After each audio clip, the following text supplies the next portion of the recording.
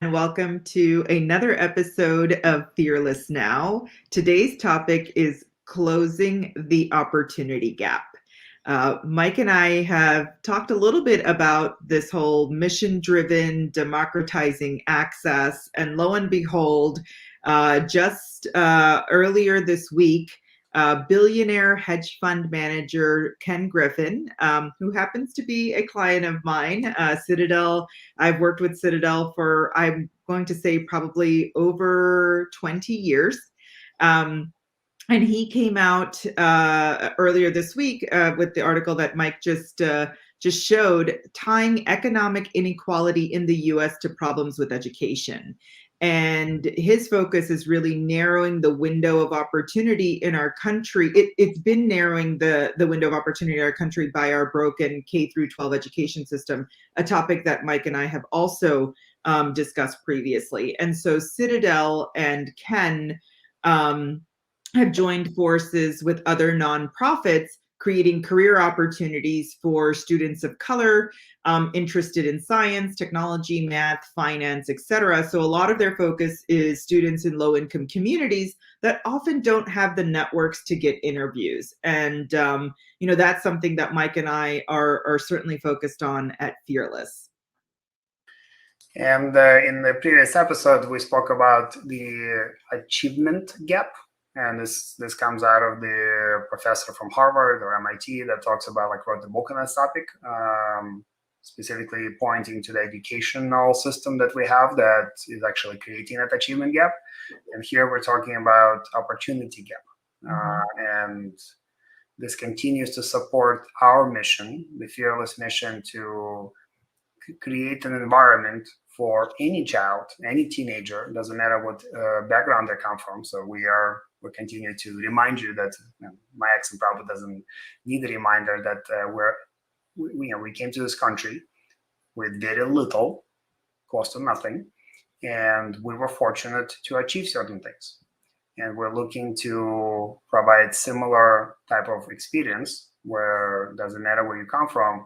We're fortunate to live in the United States, and we're very appreciative for all the opportunities that were given to us. And we're looking to create similar opportunities to the teenagers of today. Yeah. A couple of concepts, a couple of terms that people are starting to use, and we're very happy that there's a lot of focus from large organizations and investors, socially forward companies. And the other term we recently learned from a good friend, double bottom line focus. And that means focus on revenue and profit, but also making a world a better place. And that's always been a part of our mission since when we started 9 months ago, making a world a better place by educating and empowering that next generation on how to be successful. Exactly. And I think, look, what's really interesting is that you have these really successful leaders in the community that recognize that there is a need for experience and knowledge in order for the next generation to succeed. It's not just about schooling. It's about the experience set. And, knowing Ken Griffin and his experience, Ken actually, I'm not even sure he ended up graduating from Harvard. But he started Citadel, or sort of the beginnings of Citadel, out of his college dorm room. And so, he knows firsthand what it feels like to get experience or have that sort of, mindset in getting experience while being in school. And it's now, fast forward 30, 40 years later, that, he also understands that the way to close the opportunity gap is really about access. And so those are some of the things that we're equally focused on. And we know that, there are individuals like Ken. I mean, Eric Schmidt came out and said, who's a former executive from Google, that, it's all about the experience and the access to these networks and the access to these opportunities. So, while education is doing, some things in terms of sort of baseline knowledge, we do recognize that there is a problem within the education system. and bringing this sort of apprentice model or disrupting this whole education system through an apprentice model is something that we at Fearless are looking into. So with that said, Mike mentioned that there's a couple of nonprofit organizations that we are also speaking to. So more to come on that. We're not revealing everything just yet, but there's so many wonderful nonprofits out there that are helping underprivileged, underserved, low-income communities, children to access some of these opportunities. And that's what it really is. Mike and I went to school. We went to state schools.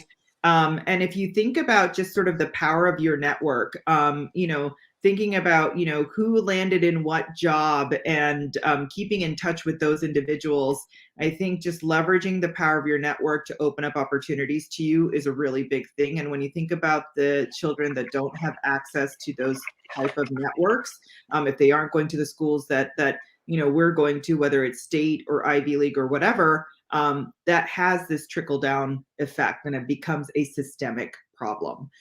So that's something that we certainly recognize and want to sort of eliminate through a lot of the offerings that Fearless is going to be pursuing. And what our experience points to, and what all of these articles, and obviously there are a lot of studies done and a lot of philanthropic activities around the underserved audience. It's not that there's less IQ, the distribution of IQ is probably going to be very similar. It's the opportunities, it's the peer network that those teenagers or young adults have, and that's what we're looking to help with. And the way that we're planning to do this is we're focusing on a cohort-based education. Something we spoke about just yesterday, that there are quite a few studies that point to that. It's certainly our experience. And it certainly also points to a very likely situation of what will happen to colleges. So what is it that college provides? They provide traditionally, right, some of the better things. It provides accountability. You still need to have good grades. It provides a peer group. It provides structure, because how many 18-year-olds have structure that is part of their DNA? That's just not natural. Like I don't know about you, Deepali, it took me 45 years to definitely a long time. Yeah.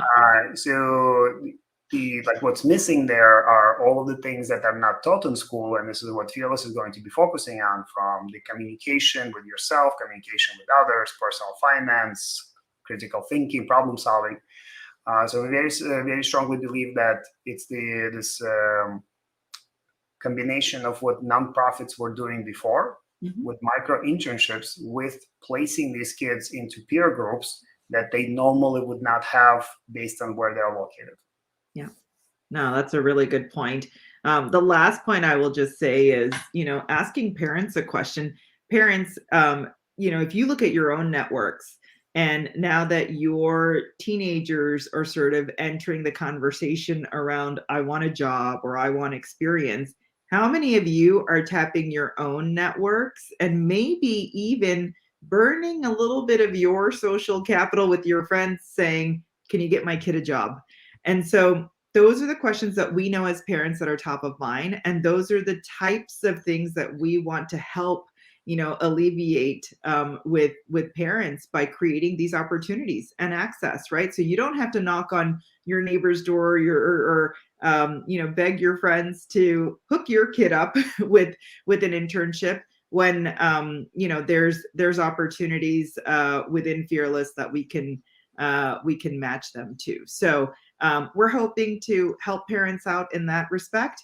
But our sort of double bottom line is to make sure that the kids get the experience that they need. So with that said, we'd love to hear from you. Please certainly chime into the conversations. Have you had any experience in burning a little bit of that social capital with your friends? And how do you think about providing the opportunities for your children? And where do you go when you're wanting to provide these opportunities for your own children? So. And let us know if you would like us to expand in one of the next episodes on this concept of social capital, because it's not something that I was familiar with until we started having these conversations. So maybe another episode will be focused on that. Absolutely. Thank you, everybody. Have a Thank fearless you. day. Until next time, have a fearless day.